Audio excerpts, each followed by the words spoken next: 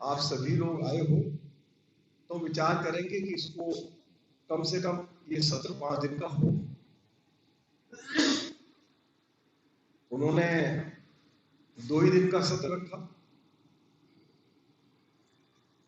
हमने समय रहते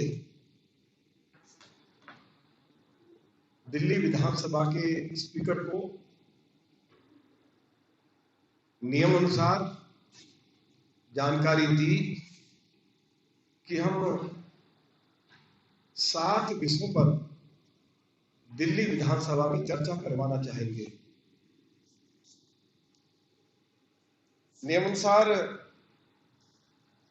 3 दिन पहले यदि हम शॉर्ट ड्यूरेशन डिस्कशन चाहते हैं तो विधानसभा के स्पीकर के पास नोटिस भेजना पड़ता है और हमें 3 दिन पहले ही नोटिस भेज दिए गए। श्री विजेंद्र गुप्ता जी ने दिल्ली विधानसभा के स्पीकर से आग्रह किया कि जो दिल्ली में पब्लिक ट्रांसपोर्ट सिस्टम पूरी तरह से कोलैप्स हो गया है, दिल्ली की सरकार पिछले 7 सालों में एक भी नई डीटीसी की बस खरीद नहीं पाई है और सितंबर 2021 में जो डीटीसी के पास 3600 बसें हैं उनकी उम्र भी पूरी हो रही है, तो इस पर चर्चा कराई जाए और डीटीसी बसों की खरीद में जो घोटाला हुआ है उस पर भी श्री विजेंद्र गुप्ता जी सदन का ध्यान आकर्षित करना चाहते थे। उनके नोटिस को या जो उन्होंने शॉर्ट ड्यूरेशन डिस्कशन के लिए जो चर्चा लगाई उसको रिजेक्ट कर दिया गया। श्री अजय महावर जी ने नोटिस भेजा कि दिल्ली में पीने के पानी की बड़ी भारी समस्या है। आधी दिल्ली को जल बोर्ड का पानी उपलब्ध नहीं हो पा रहा है, पानी उपलब्ध हो भी पा रहा है वो इतना गंदा है कि लोग उसको पीकर उनको अनेक तरह की बीमारियां हो रही हैं, जैसे कि किसी की किडनी खराब हो रही है, लीवर खराब हो रहा है। ये जानकारी भी आ रही है कि इस गंदे पानी को पीकर लोग कैंसर से पीड़ित हो रहे हैं। और जल बोर्ड में जो भयंकर घोटाले हुए हैं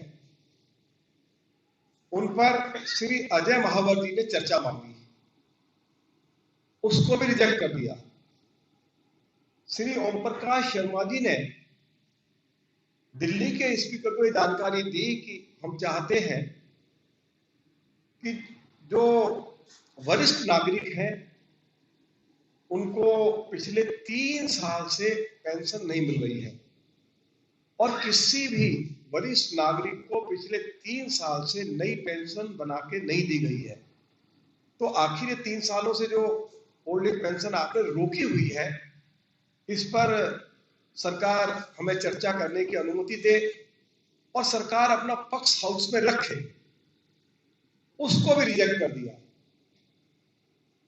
जो चौथा विषय था वो श्री अभय वर्मा जी ने स्वास्थ्य हेल्थ पर उन्होंने नोटिस भेजा कि दिल्ली देश की राजधानी और जो कोविड की दूसरी लहर आई, सबसे ज्यादा जो डेथ रेट है वो दिल्ली में है। सरकार के पास ना वेंटिलेटर बेड्स थे, ना आईसीयू बेड्स थे, ना इनके पास दवाई थी, ना ऑक्सीजन वितरण करने के लिए इनके पास टैंकर थे, ना इनके पास एम्बुलेंस वैन थी और ना ही जो दवाइयां जिनकी आवश्यकता थी वह हॉस्पिटल में उपलब्ध थी, बल्कि दवाइयों का और ऑक्सीजन का उनको ब्लैक मार्केटिंग में लोग बेचकर मोटी धनराशि कमा रहे थे। श्री अभय वर्मा जी ने यह भी कहा कि पिछले 7 सालों में दिल्ली की सरकार एक भी नया हॉस्पिटल नहीं बना पाई, इस पर चर्चा कराई जाए, उसको भी रिजेक्ट कर दिया। श्री जितेंद्र महाजन जी ने कहा कि भाई दिल्ली में जो राशन वितरण प्रणाली है वो पूरी तरह से फेल कर गई है। पिछले 7 सालों में अरविंद केजरीवाल की सरकार एक भी राशन कार्ड बनाकर नहीं दे पाई। और देश के प्रधानमंत्री श्री नरेंद्र मोदी जी ने दिल्ली के गरीब लोगों के लिए जो राशन भेजा है, वह राशन दिल्ली के सीनियर सेकेंडरी स्कूल्स में, प्राइमरी स्कूल्स में सड़ गया, लेकिन वह राशन गरीबों तक नहीं पहुंच पाया। तो इस पर चर्चा कराई जाए और सरकार जो है इस पर अपना पक्ष रखे। श्री जितेंद्र महाजन जी के नोटिस को भी रिजेक्ट कर दिया गया। दिल्ली में बरसात हुई तो पूरी दिल्ली थोड़ी सी बरसात से डूब गई और उसका कारण यह दिया गया कि दिल्ली सरकार ने समय रहते हुए जो पीडब्ल्यूडी के नाले हैं या जो दिल्ली फ्लड डिपार्टमेंट के नाले हैं उनकी सफाई नहीं करवाई। सरकार से ये हमें मालूम हुआ कि टेंडर करने में देरी हुई। लगभग 2000 किलोमीटर की सड़कों पर 1400 नाले जो हैं वो पीडब्ल्यूडी के हैं। किसी एक नाले की सफाई नहीं हुई। और श्री मोहन सिंह जी ने कहा कि सरकार बताए कि पीडब्ल्यूडी ने समय रहते हुए नालों की सफाई करवाई, यदि करवाई तो उसके ऊपर कितनी धनराशि खर्च हुई, उसके टेंडर कब बुलाए गए। तो उनका जो नोटिस था उसको भी रिजेक्ट कर दिया गया। एक नोटिस दिया गया श्री अनिल वाजपेयी जी की तरफ से। देखिए कितने कमाल की बात है। श्री अनिल वाजपेयी जी ने कहा कि पिछले 7 सालों में अरविंद केजरीवाल की सरकार दिल्ली में एक कॉलेज नहीं खोल पाई, एक स्कूल नहीं खोल पाई और दिल्ली के ज्यादातर स्कूल्स में प्रिंसिपल नहीं है, वाइस प्रिंसिपल्स नहीं है और लगभग 20,000 टीचर्स की कमी है। तो श्री अनिल वाजपेयी जी ने कहा कि सरकार इस पर चर्चा करवाए और हाउस में अपना पक्ष रखे। तो जो सरकार ने हमारे पास एक दिन पहले जो एजेंडा भेजा उसमें जो अनिल वाजपेयी जी की ओर से शिक्षा पर जो चर्चा मांगी गई थी, पहले सरकार ने उसको स्वीकार कर लिया और लिखित में हमारे पास भेज दिया। सभी 70 विधायकों के पास उसमें मंत्री भी हैं। और 1 घंटे के बाद हमें दूसरा नोटिस भेजा गया, जो रिवाइज नोटिस भेजा गया कि भाजपा के विधायक श्री अनिल वाजपेयी जी की ओर से जो शिक्षा पर चर्चा मांगी गई थी, जिसको हमने पहले स्वीकार किया था कि हम इस पर चर्चा कराएंगे, बाद में उसको भी विड्रॉ कर लिया गया। दिल्ली विधानसभा में 2 बिल आए। हमारी पार्टी के वरिष्ठ नेता श्री विजेंद्र गुप्ता जी ने खड़े होकर कहा कि जब भी कोई बिल लाया जाता है तो 7 दिन पहले उसकी हार्ड कॉपी विधायकों को भेजी जाती है और यदि बहुत अर्जेंसी हो तो स्पीकर उस समय सीमा को 2 दिन कर सकते हैं। 7 दिन की बात छोड़िए, 2 दिन की बात छोड़ दीजिए। जब उन्होंने कहा कि हमें बिल की कॉपी नहीं मिली तो स्पीकर ने कहा कि कल आपको रात को 9:30 बजे आपके मोबाइल पर व्हाट्सएप कर दी गई है। अगर हम ये कहें कि एक बिल की कॉपी व्हाट्सएप कर भी दी है तो तब भी 2 दिन नहीं होते हैं, 2 दिन का समय तब भी चाहिए। तो जो बिल पर उन्होंने चर्चा कराई, फिर उसको मंजूरी दिलवाई, वो पूरी तरह से इल्लीगल था। और जो दूसरा बिल था उसके बारे में जब श्री विजेंद्र गुप्ता जी ने पूछा क्या उसकी जानकारी भी आपने हमें व्हाट्सएप के माध्यम से दी, तो स्पीकर ने कहा कि जो पहला हमने बिल भेजा उसकी दी लेकिन दूसरे की हम नहीं दे पाए। तो इसका मतलब यह है कि जो दोनों बिल पास किए गए हैं वो कानून की नजर में वो बिल्कुल गलत है। हाउस उनके ऊपर चर्चा नहीं कर सकता था। बिजनेस एडवाइजरी कमेटी की बैठक नहीं बुलाई जाती। श्री ओम प्रकाश शर्मा जी जो हमारी पार्टी के बहुत ही सीनियर विधायक हैं, वरिष्ठ विधायक हैं और वो लंबे समय तक एडवाइजरी कमेटी के मेंबर रहे। ये पहली बार हो रहा है कि 2 दिन के लिए हाउस बुलाया जाए और एडवाइजरी कमेटी में हाउस का एजेंडा तय होता है। लेकिन पहली बार हुआ इतिहास में, ये केवल दिल्ली में नहीं, मैं कहता हूं किसी भी राज्य विधानसभा में ऐसी घटना नहीं घटी होगी कि बिजनेस एडवाइजरी कमेटी की बैठक ना बुलाई जाए, क्योंकि जो एजेंडा हाउस में लाया जाता है उसको बिजनेस एडवाइजरी कमेटी अपनी मंजूरी देती है, उसके बाद वो हाउस के पास आता है। बिजनेस एडवाइजरी कमेटी की बैठक नहीं बुलाई, हमारे मेंबर हैं उसमें श्री ओम प्रकाश शर्मा जी, उन्होंने स्पीकर साहब को पत्र भी लिखा, टेलीफोन भी किया कि क्यों नहीं बैठक बुलाई जा रही है, तो कहा कि हम बताएंगे, हम सरकार से बातचीत करके बताएंगे। तो आप बिजनेस एडवाइजरी कमेटी की बैठक भी नहीं बुलाएंगे। हम जिन विषयों पर चर्चा चाहते हैं, जो दिल्ली के मुद्दे हैं जिनके बारे में मैंने अभी आपको बताया है, उन पर भी आप चर्चा नहीं करवाएंगे। और एक नया तुगलकी आदेश जारी किया गया, कमाल का। देखिए, मैं दिल्ली की प्रथम विधानसभा का मेंबर था, 93 की जो पहली विधानसभा थी।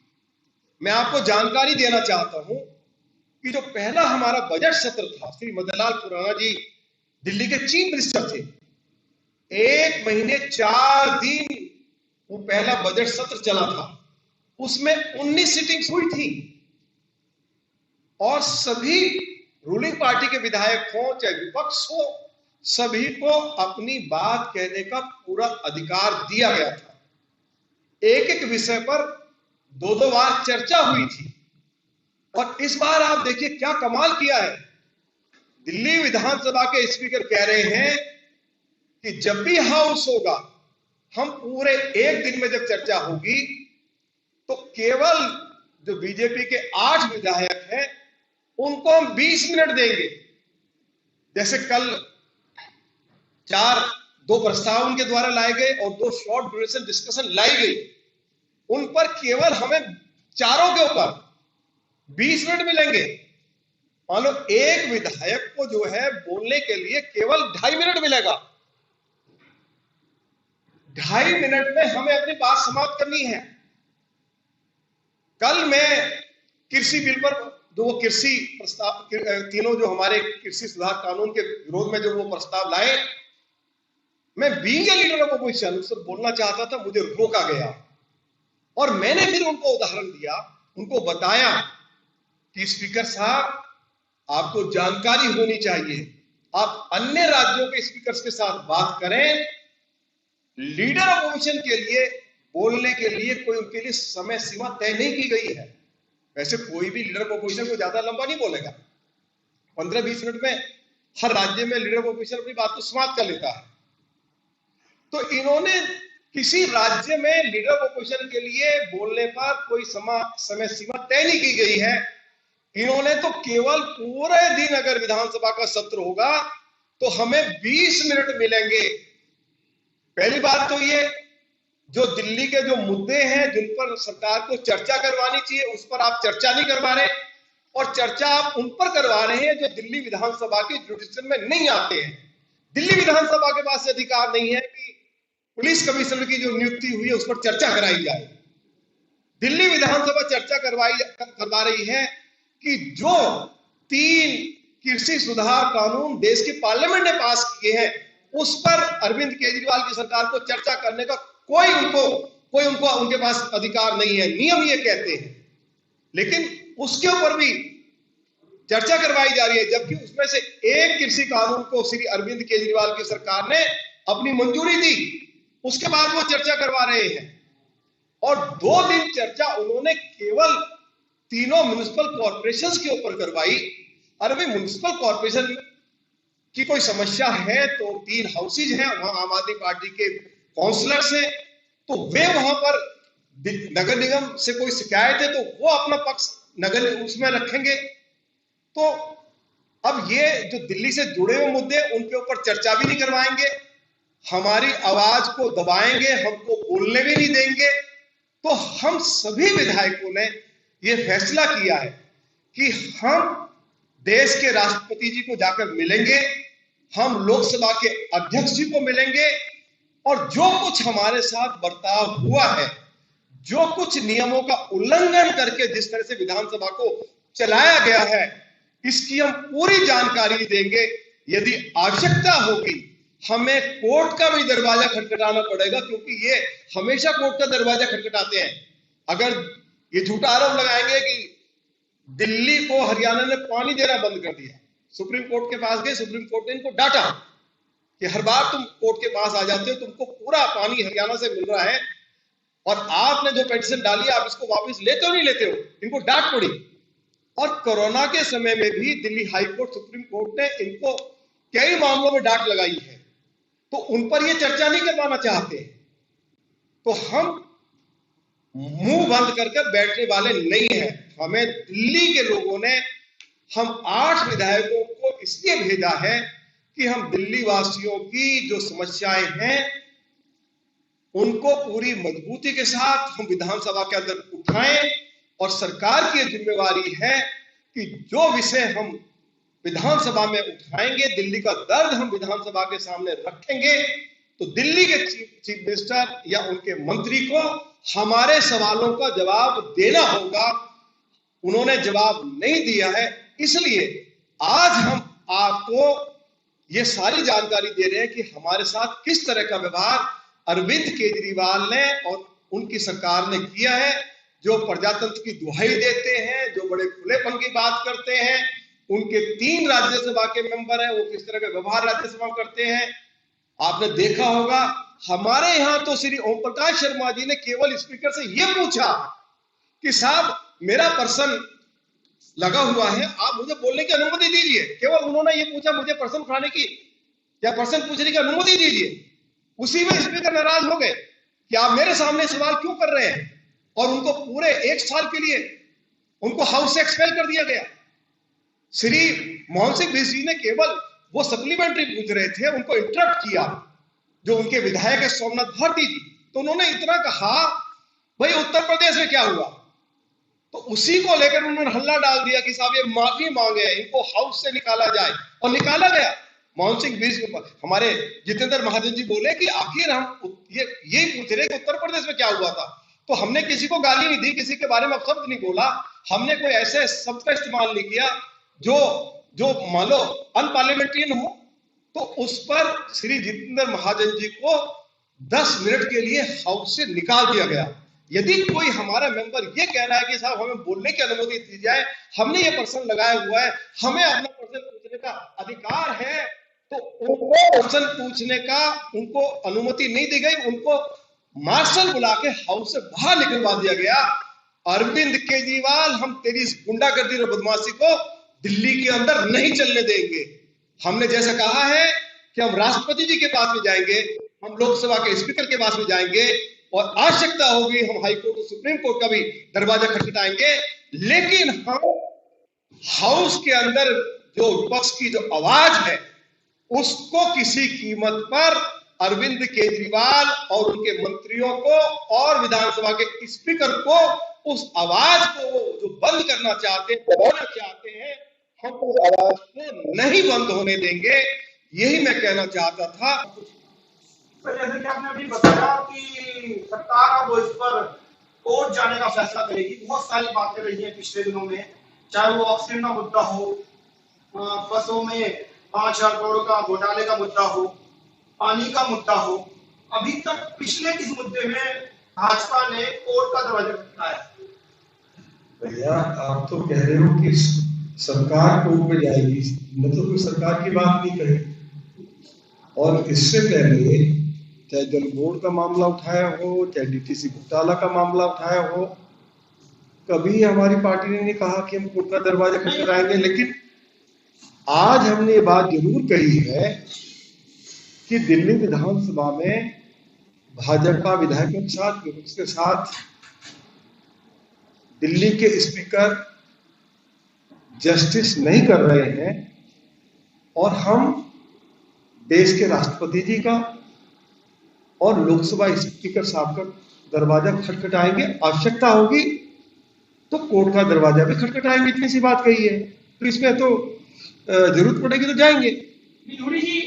आज केवल प्रेस कॉन्फ्रेंस हमारी, जो कुछ हमारे साथ घटना घटी है 2 दिन का जो हाउस था, उसके बारे में ये प्रेस कॉन्फ्रेंस है, और उसके बारे में जो कुछ मैंने बोला है वो मैं आपको फिर रिपीट कर रहा हूँ। तिवारी जी, कल बात हुई विधानसभा में कि डॉक्टर्स को जो है वो भारत रत्न दिया जाए।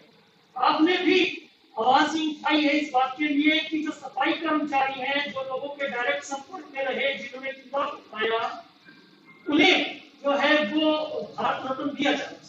इस पर क्या कहते हैं? देखिए, किसको केंद्र सरकार भारत रत्न देगी या किसको पद्म विभूषण देगी, ये फैसला केंद्र सरकार को करना है। उसमें कोई अरविंद केजरीवाल का उसमें कोई भूमिका नहीं है। वह हाउस में ये बताए कि जो उन्होंने घोषणा की थी कि दिल्ली में जो कोरोना योद्धा हैं, ड्यूटी पर रहते हुए कोरोना पीड़ितों की सेवा करते हुए अगर कोई कोरोना योद्धा कोरोना से पीड़ित हो जाता है और उनकी मृत्यु हो जाती है तो उनके परिवार को 1 करोड़ रुपया देके उस परिवार को सम्मानित किया जाएगा। दिल्ली में लगभग 104 डॉक्टर्स, 45 सफाई कर्मचारी, 100 से ज्यादा शिक्षक, लगभग 30 प्रोफेसर्स, 58 पुलिसकर्मी, कुल मिलाकर दिल्ली में 500 कोरोना योद्धाओं की, कोरोना पीड़ितों की मतलब उनकी इलाज उनको बचाते हुए मृत्यु हुई है।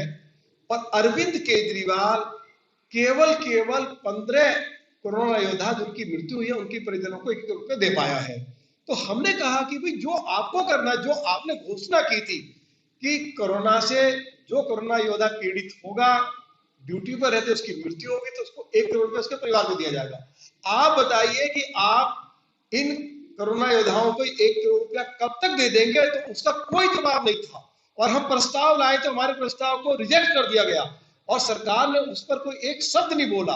तो जो दिल्ली सरकार को करना है, जो दिल्ली सरकार के अधिकार क्षेत्र में है, अरविंद केजरीवाल पहले अपनी कमिटमेंट पूरी करे, बाकी भारत रत्न या पद्म विभूषण देने का जो विषय है वो केंद्र सरकार का है।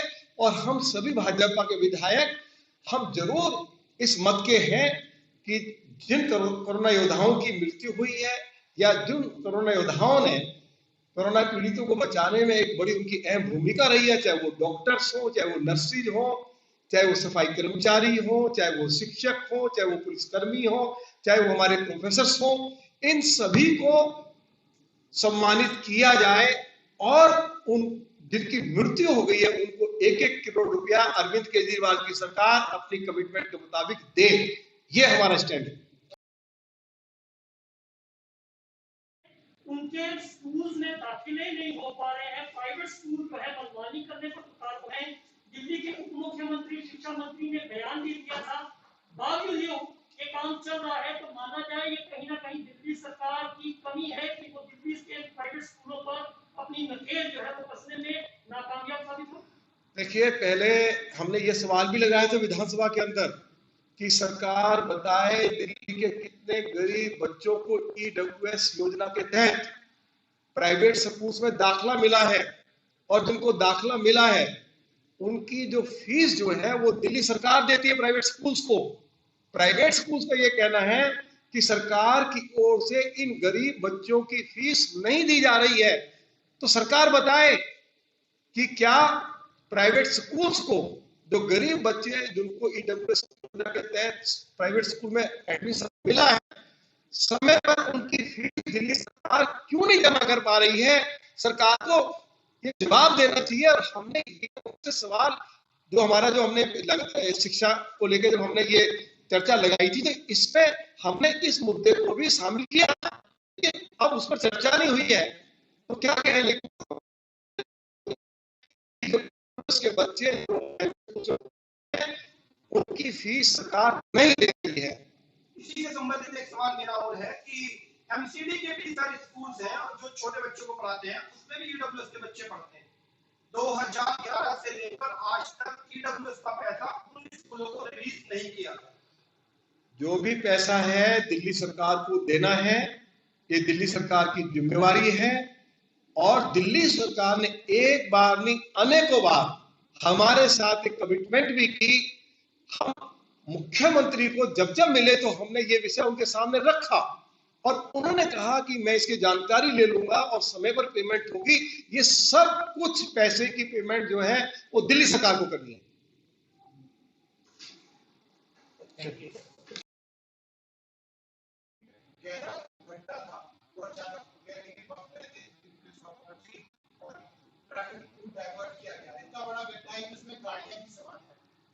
देखिए, क्योंकि हमने नोटिस दिया था दिल्ली सरकार को कि दिल्ली की जो पीडब्ल्यूडी सड़कें हैं उनकी हालत बहुत जर्जर है। हमने ये भी कहा कि पीडब्ल्यूडी नालों की सफाई नहीं करवा पाई, मतलब डिपार्टमेंट समय रहते हुए नालों की सफाई नहीं करवा पाई। और हमारे पास ये जानकारी भी थी कि नालों की सफाई के लिए पैसा दिया गया, टेंडर हो गए, लेकिन नालों की सफाई नहीं हो गई।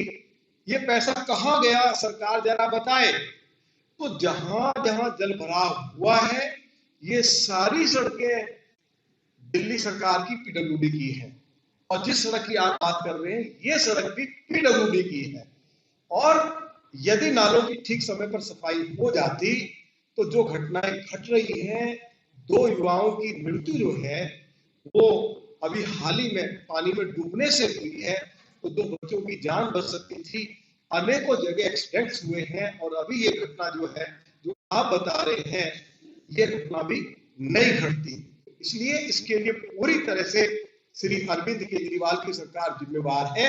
इसलिए हम चाहते थे कि हाउस में चर्चा हो और सरकार जो है वो ठीक से अपना पक्ष रखे और दिल्ली के लोग उनकी जो वो पक्ष रखना चाह रहे हैं सुन सके, सच्चाई सामने आ सके। लेकिन ये चर्चा ही नहीं करवाना चाहते हैं।